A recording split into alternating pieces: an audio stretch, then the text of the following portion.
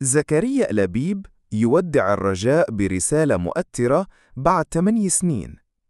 نشر اللاعب زكريا لبيب، واحد من الأسماء اللي دازوا على فريق الرجاء الرياضي، رسالة وداع على صفحته في الفيسبوك كي يعلن فيها على نهاية المشوار دياله مع الفريق بعد ما قضى 8 سنوات بالقميص الأخضر.